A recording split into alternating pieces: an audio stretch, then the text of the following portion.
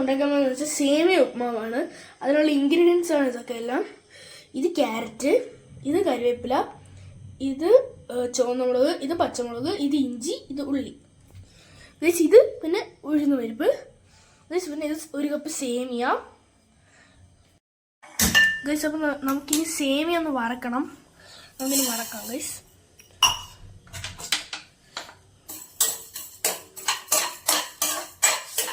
നമ്മളിപ്പോൾ സേമിയ വറുത്ത് കഴിഞ്ഞിട്ടുണ്ട്. നമുക്കിനി പ്ലേറ്റിലോട്ട് മാറ്റാം.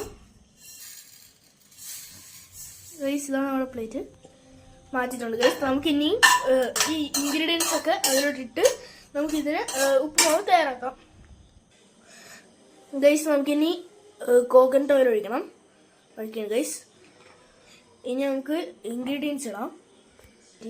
ഗൈസ് നമ്മളിപ്പോൾ കടുകിട്ടുണ്ട് ഗൈസ്. ഗൈസ് കടുക് പൊട്ടിത്തുടങ്ങുമ്പോൾ നമുക്ക് ഇൻഗ്രീഡിയൻസ് ഒക്കെ ഇടാം. പൊട്ടി തുടങ്ങിയിട്ടുണ്ട് ഗൈസ്. ഗൈസ് മുളക് ഇട്ടു, കരിവേപ്പില എടുത്ത്,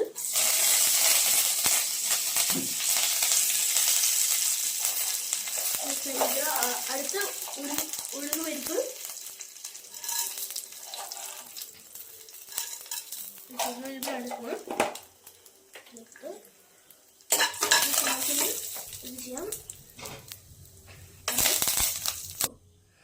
ഗൈസ് നമുക്കിനി ഇഞ്ചി പച്ചമുളക് ഓരോ ഇൻഗ്രീഡിയൻസ് ആയിട്ടിടാം.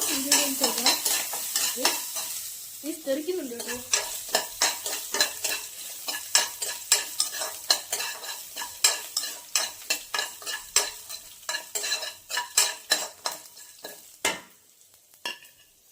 ഇനി അടുത്ത ഉള്ളി,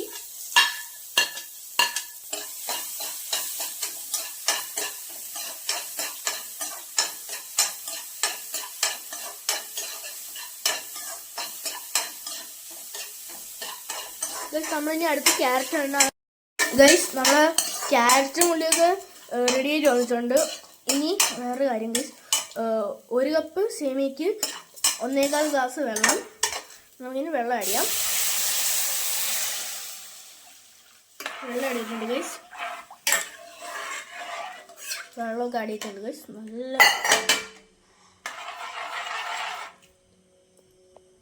ഗൈസ് വെള്ളം തിളച്ചിട്ടുണ്ട്. നമുക്കിനി ആവശ്യത്തിന് ഉപ്പിടാം. ഉപ്പിട്ടിട്ടുണ്ട് ഗൈസ്. ഇനി എടുത്ത് നെയ്യ്, 1 സ്പൂൺ നെയ്യ്. നമുക്കിനി വന്നിരുന്ന് ഇളക്കാം. ഇളക്കി വരട്ടെ ഗൈസ്. ഓക്കെ ഗൈസ് നമുക്കിനി വറുത്ത് വെച്ചിരിക്കുന്ന സേമിയ ഇടാം.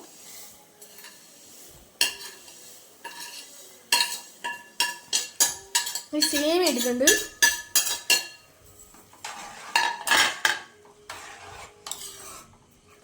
ഗൈസ് നമുക്കിനി അടച്ചു വെച്ച് 5 മിനിറ്റ് വേവിക്കാം.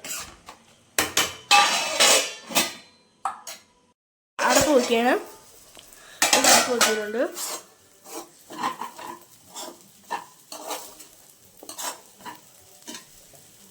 ഗൈസ് നമുക്കിനി നെയ്യ് ഒഴിക്കാം കുറച്ചും കൂടെ.